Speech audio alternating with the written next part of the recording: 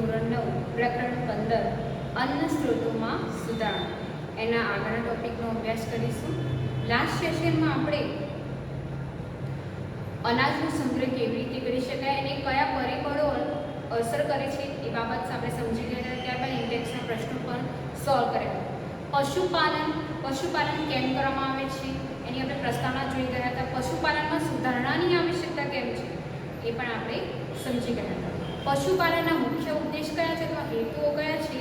પશુપાલનનો મુખ્ય ઉદ્દેશ છે કે આપણે દૂધાળા દૂધ પીવા માટે કે દૂધાળ ઢોર શા માટે રાખવામાં આવે, દૂધ પીવા માટે. આ ઉપરાંત જે ખેતીના જે કામકાજો છે કે ભારનું પરિવહન કરવું છે, હળ ચલાવવું છે, બરાબર, સિંચાઈની બાબતો છે, તો આ બધી બાબતોમાં પશુપાલનનો ઉપયોગ કરવામાં આવતો હોય છે. તો ભારતમાં કઈ જે પ્રજાતિઓ છે દૂધાળા ઢોર માટે ઉપયોગમાં લેવામાં આવતી હોય છે, બરાબર, એનું વ્યવસ્થાપન કેવી રીતે કરી શકાતું હોય છે એના વિશે આપણે સમજ મેળવવાની છે.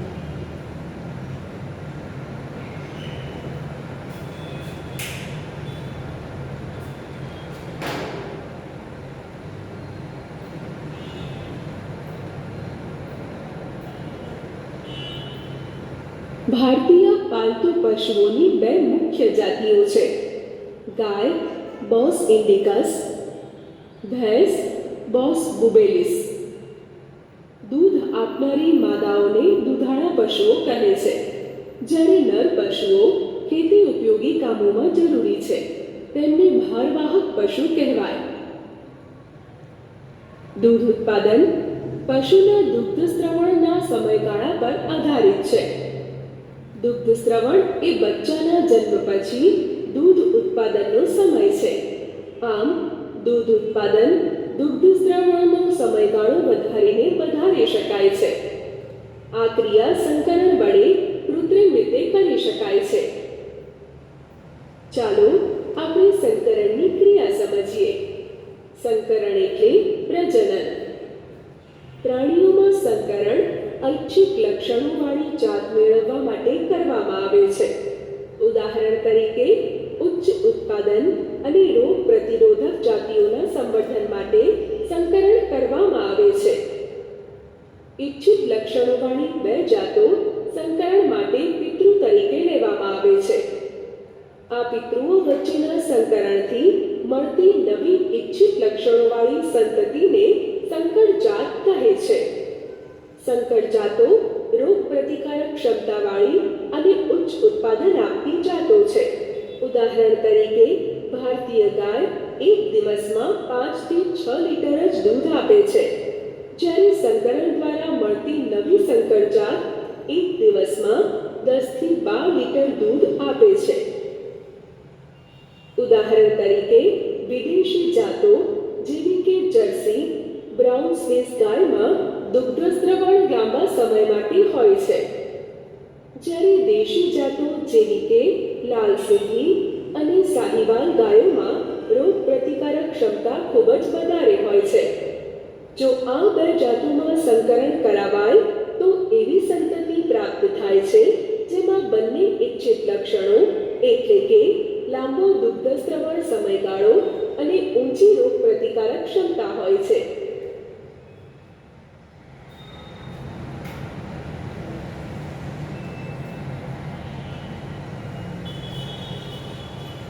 વિદ્યાર્થી મિત્રો, ભારતમાં જે દૂધાળા પશુની જાતિ છે એમાં ગાયનું જે વૈજ્ઞાનિક નામ છે કોઈ છે બોસ ઇન્ડિક્સ. આ નામે આપણે યાદ રાખવાનું છે, બોસ ઇન્ડિક્સ. અને જે ભેંસનું વૈજ્ઞાનિક નામ છે એ કોઈ છે બોસ બુબેલિસ. આગળ એ વખતે ખાલી જગ્યામાં ક્વેશ્ચન પૂછાય છે કે ભારતમાં જે દૂધાળા ઢોરો માટેની કઈ જાતિઓ નો ઉપયોગ થતો હોય છે, કઈ આવશે? બે મુખ્ય જાતિઓ છે. ભારતમાં પાલતુ પશુની બે મુખ્ય જાતિ છે. ગાય, એનું નામ વૈજ્ઞાનિક નામ શું છે? બોસ ઇન્ડિક્સ. અને ભેંસ, એનું વૈજ્ઞાનિક નામ છે બોસ બુબેલિસ. બરાબર. આ જે મુખ્ય જાતિઓ છે એ દૂધ આપનારા દૂધાળા ઢોરો તરીકે એનો ઉપયોગ થતો હોય છે. એ દૂધ આપનારી જે માદા જાતિ હોય એને દૂધાળા પશુઓ તરીકે ઉપયોગ કરવામાં આવતો હોય છે. ઓકે, દૂધ ઉત્પાદન છે પશુઓના જે દૂધ સ્ત્રવણના જે સમયગાળા પર આધારિત હોય છે. તમે જોયું જ્યારે આપણે માદા ગાય કે શ્રવણનો સમયગાળો શરૂ થતો હોય છે. તો ત્યારબાદ એ અમુક સમય સુધી કે ઘણી જાતિઓ અમુક લાંબા સમય સુધી શું કરે છે, દૂધ ઉત્પાદન કરી શકે, દૂધ આપી શકે છે. તો દૂધનો શ્રવણ જે દૂધ શ્રવણ સમયગાળો છે એને વધારીને દૂધનું ઉત્પાદન વધારી શકાતું હોય છે. તો હવે એના માટે શંકર, હવે એટલું દૂધ ઉત્પાદન તમારે વધારવું હોય તો કઈ પદ્ધતિ ઉપયોગમાં લેવામાં આવે છે? એમાં સંકરણ પદ્ધતિ ઉપયોગમાં લેવામાં આવે છે. જેમ તમે આપણે વનસ્પતિમાં સંકરણ પદ્ધતિ જોઈ ગયા, સંકરણ કેમ કરવામાં આવે છે કે ઈચ્છિત લક્ષણો મેળવવા માટે સંકરણ પદ્ધતિનો ઉપયોગ કરવામાં આવતો હોય છે. તમારે કોઈ ઈચ્છિત લક્ષણ, ધારો કે વનસ્પતિમાં તમારે કોઈ બીજનું ફળ મોટા પ્રમાણમાં મેળવવું છે, એની સાઇઝ મોટી જોઈએ છે, તો એવા કોઈ બીજનું જનીન તમે અથવા એના લક્ષણોવાળું જનીન તમે એમાં એડ કરો, તો સંકરણ કરો, ત્યારે જે નવી વનસ્પતિઓ કે તેમાં ઈચ્છિત લક્ષણ મળે છે. એવી રીતે પશુપાલનમાં પણ ઈચ્છિત લક્ષણો મેળવવા માટે સંકરણ પદ્ધતિનો ઉપયોગ કરવામાં આવે છે. કે એ સંકરણ પદ્ધતિમાં શું કરવામાં આવે છે કે ધારો કે આપણે જે ભારતમાં દુધાળ ઢોરમાં જે ગાયમાં એક તો રાતીવાળી અને સિંધીવાળી ગાય, બરાબર, આ બંને ગાયોનો વધુ તમે જોઈ શકો છો. તો આ બંને ગાયોનું દૂધ ઉત્પાદનમાં ઉપયોગ કરવામાં આવતો હોય છે. પરંતુ આ એમનો જે એક દિવસમાં જે દૂધ શ્રવણનો ઉત્પાદન કેટલું છે, 5 થી 6 લીટર હોય છે. કે ભારતની જે ગાયો હોય છે એનું આશરે એક દિવસમાં આશરે 5 થી 6 લીટર જેટલું દૂધ ઉત્પાદન કરી શકતું હોય છે. પરંતુ જે વિદેશી ગાયો છે, કે જર્સી ગાય છે, કે બ્રાઉન સ્વિસ ગાયો છે, તો આ બધાનું દૂધ ઉત્પાદન આશરે એક જ દિવસમાં 10 થી 12 લીટર આપી શકતું હોય છે. પરંતુ વિદેશી ગાયોમાં એમાં રોગ પ્રતિકારક ક્ષમતા થોડી ઓછી હોય છે, પરંતુ દૂધ ઉત્પાદન વધારે હોય છે. તો હવે આપણે લક્ષણ શું મેળવવું છે કે જે નવી જાત વિકસાવી છે, કે ગાયની કોઈ તમારે નવી જાત વિકસાવી છે કે જેનું ઈચ્છિત લક્ષણ કયું છે, તમારે કયું જોઈએ છે, દૂધ ઉત્પાદન પણ વધુ કરી શકે અને જેની રોગ પ્રતિકારક ક્ષમતા પણ વધારે હોય. તો એના માટે એનું સંકરણ બે અલગ અલગ જાતિઓ એક જ જાતિ વચ્ચે સંકરણ કરવામાં આવે છે. ઉદાહરણ તરીકે દેશી જાત, ભારતની જે દેશી જાત છે ગાયની સાહીવાલ, કે એની રોગ પ્રતિકારક શક્તિ વધારે છે, પરંતુ દૂધ ઉત્પાદન તો આપે છે પણ થોડું વિદેશી જાતો કરતાં ઓછું છે. વિદેશી જાતમાં જર્સી નામની ગાય છે જેનું દૂધ ઉત્પાદન ખૂબ જ વધારે પ્રમાણમાં છે. એક દિવસમાં આશરે 10 થી 12 લીટર જેટલું દૂધ આપી શકે છે, પરંતુ રોગ પ્રતિકારક શક્તિ નથી. તો આ બે જાતિઓ વચ્ચે શું કરવામાં આવે છે, સંકરણ કરવામાં આવતું હોય છે.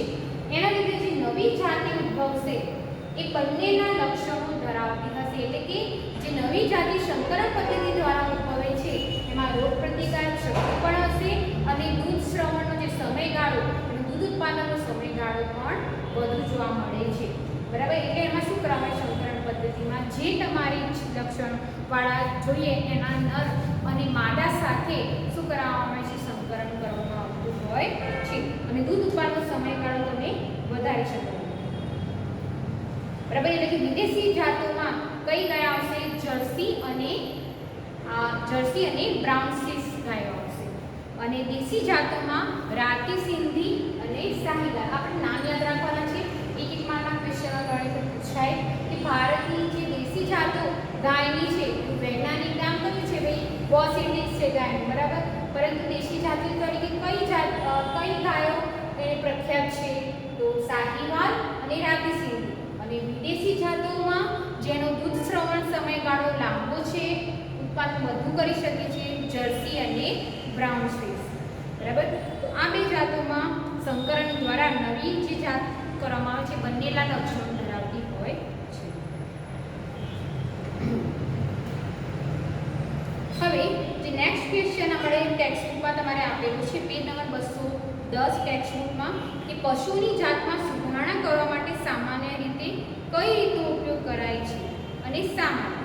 તો સંકરણ પદ્ધતિનો ઉપયોગ કરવામાં આવે છે જેના કારણે ઈચ્છિત લક્ષણો મેળવી શકાય. ઉદાહરણ તમે આપી શકો કે જેમ કે આપણે ગાય છે, આપણે પશુપાલનમાં આપણે જે ગાયનો ઉપયોગ કરીએ છીએ એમાં દૂધનું ઉત્પાદન પણ વધુ હોય અને રોગ પ્રતિકારક શક્તિ મેળવવી હોય તેના માટે સંકરણ પદ્ધતિનો ઉપયોગ કરવામાં આવે છે. આ ઉદાહરણ તમે લખી શકો કે બે જાતનો આ નામની ગાયો હોય છે એમની વચ્ચે સંકરણ કરવામાં આવે છે અને એની નવી જાતિ ઉદ્ભવે છે એ બંનેના લક્ષણો ધરાવતા હોય છે, બરાબર.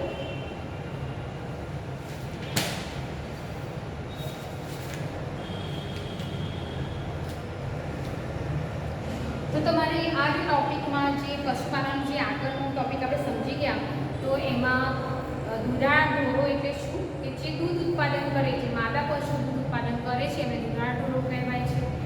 તો એમાં દેશી જાતો અને વિદેશી જાતિઓના નામ આપો તો નામ આપણે યાદ રાખવાના છે. હવે પ્રવૃત્તિ તમને 15.3 આપેલી છે કે પશુપાલન, તમારી આસપાસ કોઈ જે પશુપાલન કરતા હોય વ્યક્તિઓ તેના ક્ષેત્રની મુલાકાત લો અને નીચેની બાબતોને નોંધવાની છે. પશુઓની સંખ્યા કેટલી છે અને વિવિધ પ્રકારની જાતિઓની સંખ્યા પણ નોંધવાની છે. આ ઉપરાંત વિવિધ જાતો દ્વારા દરરોજ મેળવતા દૂધની માત્રાની નોંધ કરો. તમારી આસપાસ જે ગાય ભેંસનું હોય પશુપાલન કરતા હોય તમારી ક્ષેત્રની મુલાકાત લઈ. અલગ અલગ પ્રકારની તમને જોવા મળશે કે ગાયોમાં પણ અલગ અલગ તમને જાતિ જોવા મળે છે. પછી તમારે એમને પૂછવાનું કે કેટલા પ્રમાણમાં દૂધ આપે છે, દિવસનું આશરે કેટલા પ્રમાણમાં એક ગાય કેટલું દૂધ આપે, તો ભેંસ કેટલી દૂધ આપે છે, બરાબર. એની તમારે નોંધણી કરવાની છે તો તમને ખ્યાલ આવશે કે એને દૂધ ઉત્પાદનમાં આપણે કેવી રીતે એ લોકો વધારો કરતા હોય છે, કયા પદ્ધતિઓ અપનાવતા હોય છે. ઓકે, તો અહીંયા આપણે જે દુધાળ ઢોરો છે, તમે દૂધ ઉત્પાદનની આ તે વૈજ્ઞાનિક રીત થઈ, પરંતુ તમે એકવાર જાતમાં સુધારણા તો કરી કે ચલો તમારી પાસે નવી જાત તમે વિકસાવી કે જે ગાય અથવા જે ભેંસ, બરાબર, એ દૂધ ઉત્પાદન પણ સારું કરે છે, રોગ પ્રતિકારક ક્ષમતા પણ વધુ છે, પરંતુ એ લાંબા સમય સુધી પોતાનું એનું સ્વાસ્થ્ય જળવાઈ રહે એ બાબત પણ જરૂરી છે. જો સ્વાસ્થ્ય એનું જળવાઈ ના રહે તો દૂધ એની જે દૂધ ઉત્પાદન ક્ષમતા છે એમાં પણ ઘટાડો થઈ શકે છે. તેનું નિવાસ સ્થાન, એની સાફ સફાઈ તમે કેવી રીતે રાખશો, રોગોનું નિયંત્રણ કેવી રીતે કરશો, એ બાબતો પણ આપણે જોવી જરૂરી છે. કઈ બાબતો છે એ આપણે જોઈશું હવે.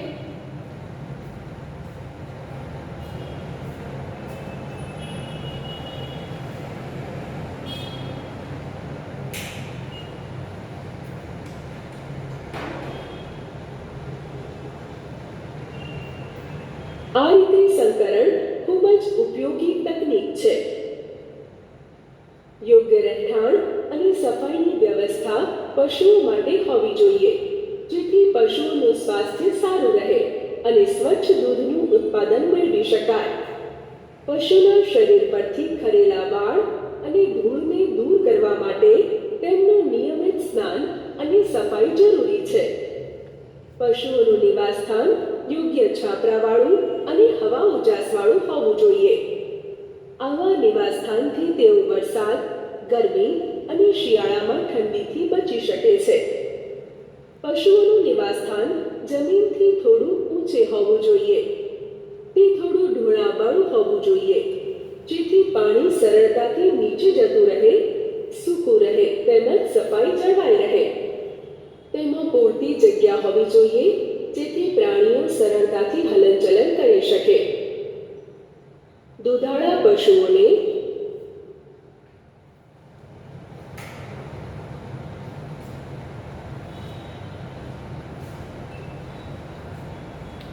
વિદ્યાર્થી મિત્રો, તમે અહીંયા જોયું કે દુધાળા જે ઢોર હોય છે, પશુપાલન જે વ્યક્તિઓ કરતા હોય છે, તેમનું નિવાસસ્થાન એ જે વ્યક્તિએ આ ઢોરોને રાખે છે એનું નિવાસસ્થાન પણ એમને યોગ્ય પ્રમાણમાં પૂરું પાડવું જોઈએ. નિવાસસ્થાન કેવું હોવું જોઈએ, બરાબર.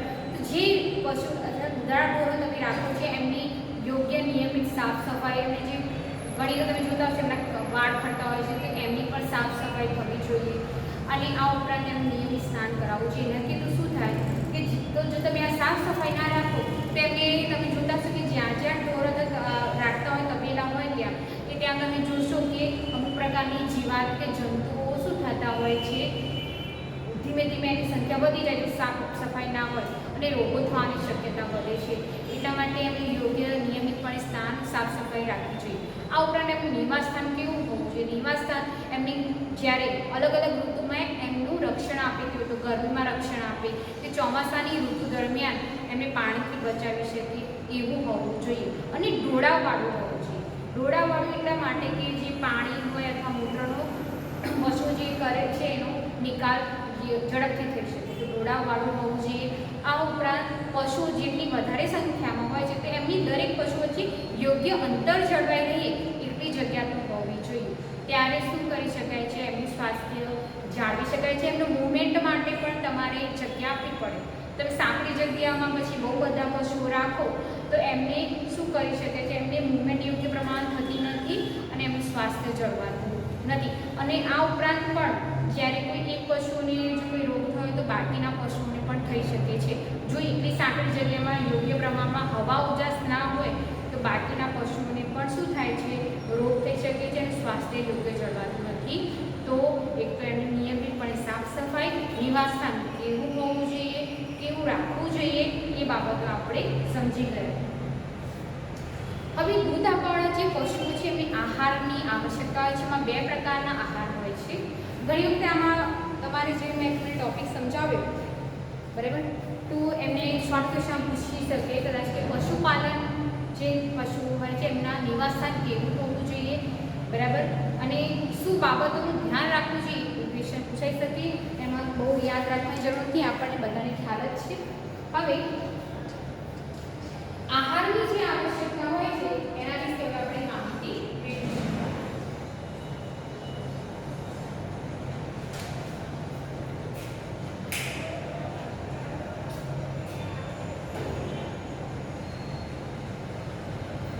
બે પ્રકારના આહારની આવશ્યકતા રહે છે.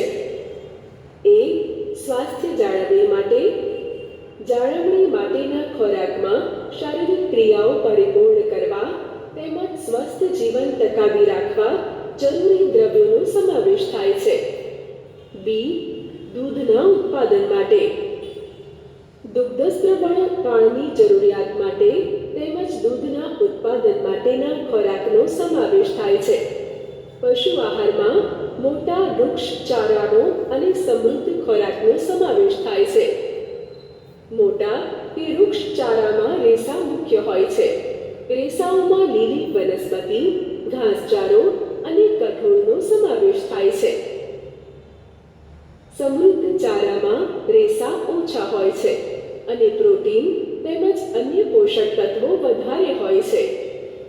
24 કલાક દરમિયાન પ્રાણીઓને અપાતા ખોરાકના જથ્થાને રેશન કહે છે. સંતુલિત આહારમાં પશુઓને દરેક પોષક તત્વો પૂરતી અને યોગ્ય માત્રામાં આપવામાં આવે છે.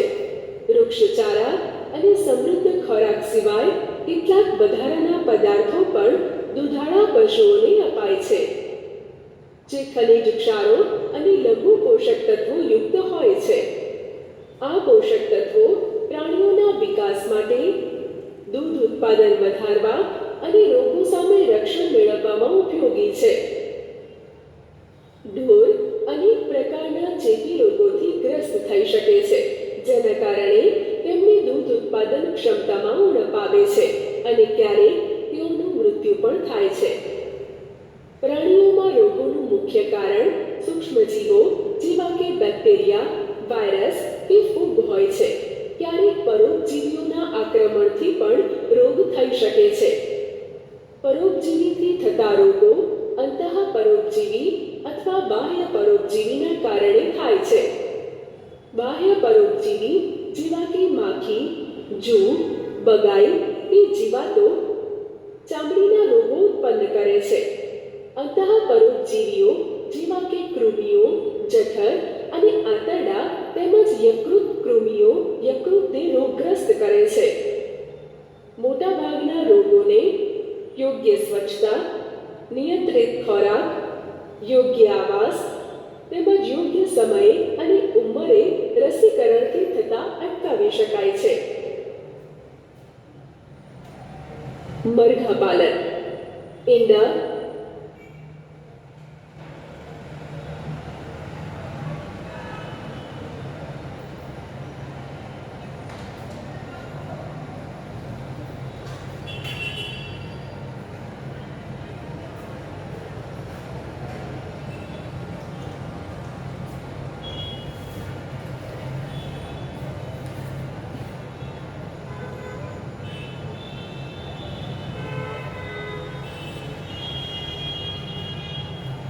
વિદ્યાર્થી મિત્રો, તમે અહીં જોઈ ગયા કે પશુઓની જે દૂધાળા ઢોરો છે એમને બે પ્રકારના આહારની આવશ્યકતા હોય છે, વૃક્ષચારો અને પોષણયુક્ત ચારો. વૃક્ષચારામાં જે લીલી વનસ્પતિઓમાં એનો સમાવેશ થતો હોય છે, કઠોળ એમને આપવામાં આવતો હોય છે, લીલું ઘાસ એમને આપવામાં આવે છે. એ પ્રકારનો આહાર કે એમાં જે તેઓનું સ્વાસ્થ્યને સારું જાળવી રાખે છે. બરાબર, બે પ્રકારના આહાર હોય છે. એક તો એમના સ્વાસ્થ્યને સારી જાળવી રાખે અને બીજો આહાર કે જેની દૂધ ઉત્પાદન ક્ષમતા વધારે છે. બરાબર, એટલે દૂધ શ્રવણ ગાળો છે એને વધારો કરે છે. એટલે પશુ આહારમાં વૃક્ષચારો અથવા મોટો ખાંડેલું અનાજ હોય છે જે મુખ્યત્વે રેસામાં હોય છે. એમાં શેનો સમાવેશ થાય છે કે મકાઈ હોય કે બાજરી એનું ઘાસ હોય, બાજરી હોય. બરાબર, પછી રેસાયુક્ત આહારો છે, લીલું ઘાસ, આ બધામાં રેસાયુક્ત આહાર એનો સમાવેશ થતો હોય છે. જે બીજો આહાર છે જે એમાં રેસા ઓછા હોય છે પણ સમૃદ્ધ હોય છે એવો આહાર આપવામાં આવતો હોય છે. એટલે કે જેમાં યોગ્ય પ્રમાણમાં બધા પ્રકારના પોષક તત્વો મળી રહેતા હોય. એક જે છે ચારો વૃક્ષચારો છે જે રેસામય હોય છે, બીજો છે શુષ્ક ચારો. બરાબર, એટલે કે એમાં રેસાનું પ્રમાણ ઓછું છે પણ કેવું હોય છે, પોષક તત્વોથી સમૃદ્ધ હોય છે. જે આ બંને પ્રકારના આહાર આપવાથી દૂધાળા પશુઓનું સ્વાસ્થ્ય પણ સારું રહેતું હોય છે અને દૂધ શ્રવણ જે ગાળો છે દૂધ ઉત્પાદન વધારી શકાય છે. આ ઉપરાંત જે ઢોરો છે, જેમ વનસ્પતિઓને રોગ થાય છે એમ પ્રાણીઓમાં પણ રોગો થતા હોય છે. ઢોર અનેક રોગોથી ત્રસ્ત થતા હોય છે જેમાં અંતઃપરોપજીવી અને બાહ્ય પરોપજીવી બંનેનો સમાવેશ થાય છે. અંતઃપરોપજીવી એટલે કે એમના જે યકૃતમાં અથવા આંતરડામાં કૃમિ થાય. બરાબર, અંતઃકૃમિઓ દ્વારા યકૃત આંતરડાને નુકસાન કરે છે, એમને એમાં સંક્રમણ વધી જવાથી એ શું કરે છે, નુકસાન પહોંચાડી શકે છે. એના કારણે એમના સ્વાસ્થ્ય પર અસર થતી હોય છે. બીજું છે બાહ્ય પરોપજીવી એટલે કે અમુક પ્રકારના જે જીવજંતુઓ છે. બરાબર, બેક્ટેરિયા છે, વાયરસ છે, અમુક જંતુઓ છે, માખીઓ છે, એના લીધે શું થાય છે કે એમને રોગો થતા હોય છે. જે એના માટે જે બાહ્ય પરોપજીવી દ્વારા જે રોગો થાય છે મોટે ભાગે કેવા રોગો હોય, ચામડીના રોગો ઉત્પન્ન કરે છે. તમે જોઈ ગયા અહીંયા. બરાબર, જે અને બેક્ટેરિયા વાયરસ દ્વારા રોગો હવે એક પશુને થાય બીજા પશુને પણ તરત જ આ રોગ ફેલાતા હોય છે, એનું સંક્રમણ થતું હોય છે. તો એના નિવારણ માટે, નિયંત્રણ માટે શું કરવું પડે? તેમને જે પશુઓનું પશુપાલન કરતા હોય તે પશુઓનું યોગ્ય નિયમિત સાફ સફાઈ કરવી પડે, એનું નિવાસ સ્થાનનું યોગ્ય રાખવું પડે. આ ઉપરાંત યોગ્ય સમયે અને યોગ્ય ઉંમરે જે પશુની આપણી જેમ મનુષ્યમાં પણ આપણે બાળકોને ખબર જ છે કે 1 વર્ષે, પછી 2 વર્ષે, 5 વર્ષે એમ રસીકરણ કરાવતા હોય છે. એવી રીતે પશુઓમાં પણ વેક્સિન આપતી હોય છે કે જે એમને બેક્ટેરિયા અને વાયરસ સામે શું કરી શકે છે, રક્ષણ આપી શકે છે. એટલે કે યોગ્ય સમય અને યોગ્ય ઉંમરે પશુઓમાં પણ રસીકરણ કરાવવાથી આ બધા રોગોથી બચી શકાતું હોય છે. જો દૂધાળા જે ઢોરો હોય તો પશુઓ હોય એમને રોગ થાય તો એમની સ્વાસ્થ્ય બગડી જાય છે અથવા મૃત્યુ પણ થઈ શકે છે, દૂધ ઉત્પાદન ઘટી શકે છે અને એમના જે શરીરના અંગો પર અસર થતી હોય છે. તો પશુપાલનમાં આટલી બાબતો આવશે. એમાં આપણે દૂધાળામાં દેશી જાતો કઈ છે, વિદેશી જાતિઓ કઈ છે, એ બાબત આપણે સમજી ગયા. એમનું નિવાસ સ્થાન કેવું હોવું જોઈએ એ આપણે સમજી ગયા. બરાબર, એમને સુધારણા કરવાની આવશ્યકતા કેમ છે એ પણ આપણે સમજી ગયા. બરાબર, સંકરણ અથવા જે આપણે જે દૂધાળા ઢોરોમાં છે તમારે એમની ગુણવત્તા વધારવી છે, દૂધ ગાળો અથવા એમની જાતમાં સુધારણા કરવી છે તો કઈ પદ્ધતિ ઉપયોગમાં લેવામાં આવશે? સંકરણ પદ્ધતિ. એના લાભ શું છે તમે પછી એનું ઉદાહરણ દ્વારા સમજાવો એ પણ મેં તમને સમજાવ્યું. બરાબર, એક મુદ્દો સમજી ગયા. નિવાસ સ્થાન પશુઓનું કેવું હોવું જોઈએ, આહારમાં કયા બે આહાર આપવામાં આવે છે, એક તો રેસાયુક્ત અને બીજું રેસાવિહીન પણ પોષણયુક્ત હોય છે. પછી ત્યારબાદ કયા રોગોથી તે ગ્રસ્ત થતા હોય છે, કયું સંક્રમણ એમાં વધે છે, તો અંતઃપરોપજીવી અને બાહ્ય પરોપજીવી દ્વારા એ પણ આપણે આટલા મુદ્દા સમજી ગયા. હવે પછીનું જે નેક્સ્ટ સેશનમાં આપણે મરઘા પાલન વિશે માહિતી મેળવીશું. તો તમારી હોમવર્કમાં આજે શું કરવાનું છે કે પેજ નંબર 210માં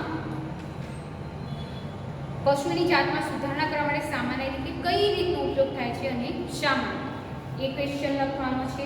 આ ઉપરાંત